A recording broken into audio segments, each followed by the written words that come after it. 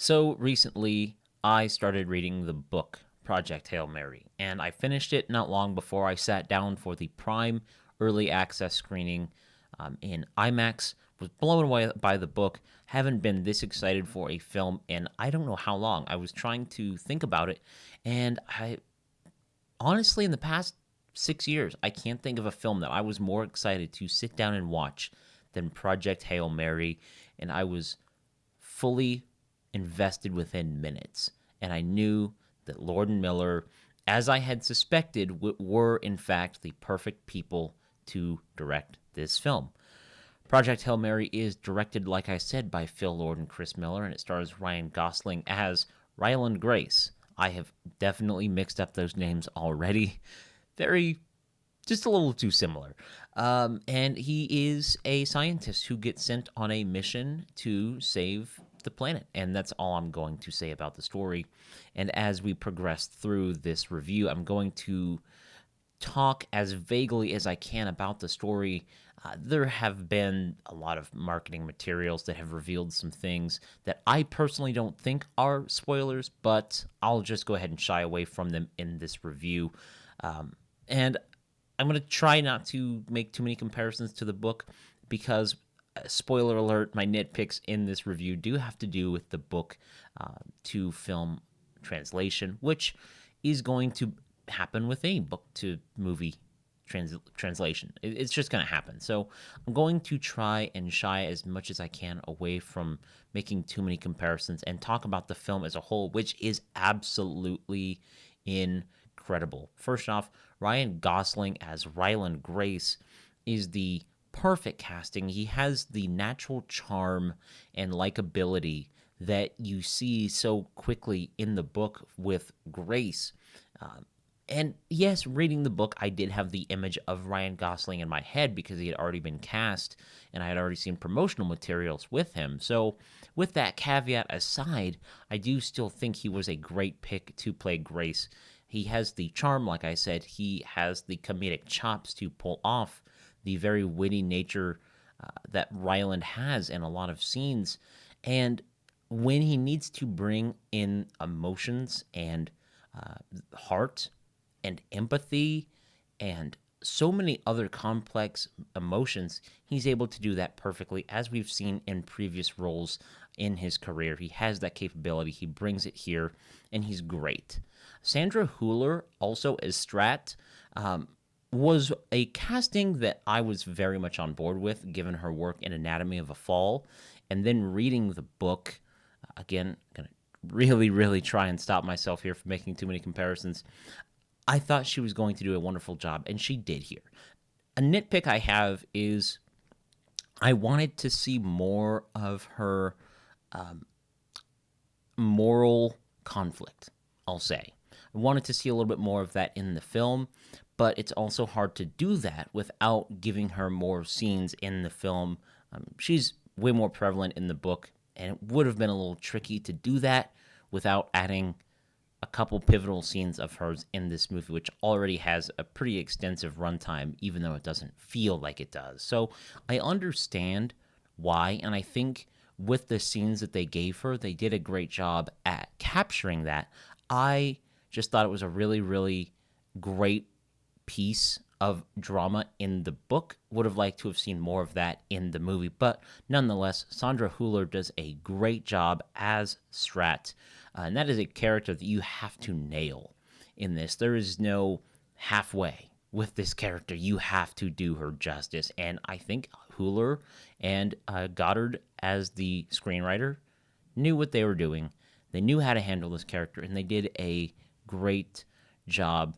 I would have also liked to have seen a little more of the science in this film, which, again, I understand why they eliminated a lot of that, but there are pages on pages in the book of science stuff and problem solving with science, and I often came very close to failing science classes in middle school and high school, so by no means am I a fan of science, but it is something that is so integral to Grace and Rocky that I would have liked to have seen a little bit more, and I think they could have added a little bit more, but again, I understand why, because it went over my head in the book, way, way, way over my head in the book. I didn't know what they were talking about at all.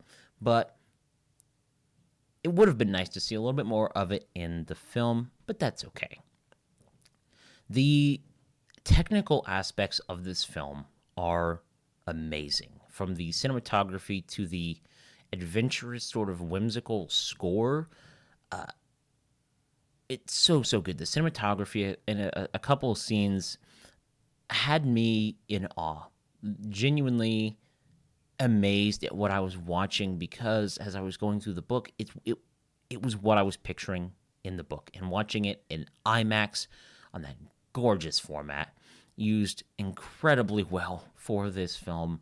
I was just blown away. I mean, you got Greg Fraser, so surprise, surprise, Greg Fraser did phenomenal cinematography. It's so early in the year, and we're just wrapping up award season, so I hate to say this, but next January, when Oscar nominations come out, don't be surprised if you see a Fraser nomination for Project Hail Mary, and maybe a score. Hard to say, like I said, very early in the year, but I wouldn't be surprised if we got a score nom for this film as well. It's so, so good. Going on here, yeah, I had to make notes, which I don't usually do for reviews. I had to put some notes in here just because I did want to make sure that I was capturing all of the points. And I think I'm going to do this from now on, just so that I am accurately talking about all of the things that I write down in my little notebook here when I'm watching movies.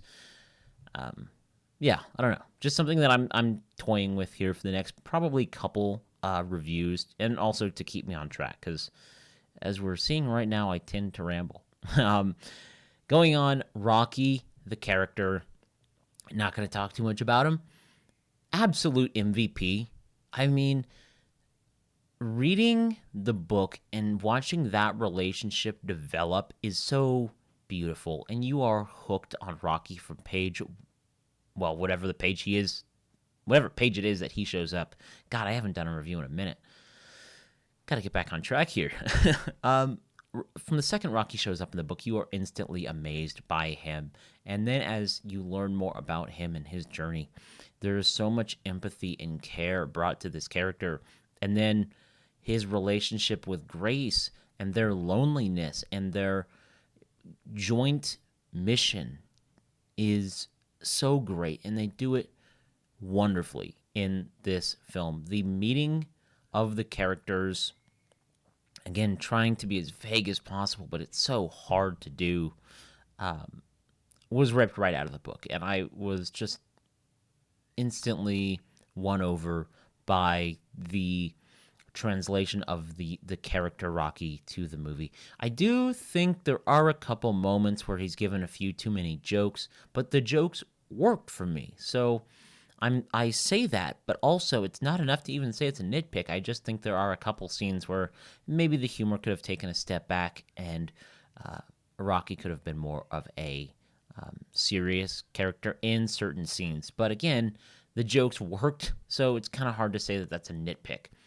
On that note, though, there is one scene in late Act 2 of the movie that there is a gag that is done in the scene, and I'm not going to go into any sort of detail. If you've read the book, you'll know what I'm talking about. If you've seen the movie, you'll know what I'm talking about. That in my theater, went over big as a comedic moment, and I wish that maybe that gag wasn't done, given what the scene is talking about. And the point of that scene is an incredible pivotal moment in the book that launches you into Act 3. It's wonderfully done, and it's done very well here in the movie. Don't get me wrong.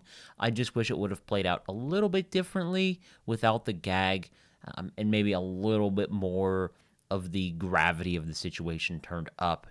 I didn't mean to make a space joke there, but here we are. I wish that scene would have played out a little bit differently, just because it is probably my favorite scene in the book. A lot of great scenes, but I think that one might be my favorite, and so I was very curious to see how they're going to do it in the movie. And while it's done well, I do think that the gag in there could have been eliminated. But other than that, This movie's amazing. It really, really is. And I know this is a very cliche thing to say, but Project Hail Mary is one of those movies that reminds you why you love going to the theater. It is big, it is emotional, it's just a damn good time. It's hilarious from beginning to end. When there's intensity, you're on the edge of your seat. When you need to feel things, you feel the emotions that the movie wants you to feel. You have a great cast. You have a great story. It is what every blockbuster strives to be. It has it all. And this is one that really audiences of any age are going to go and watch and enjoy. It's a crowd pleaser on the highest level.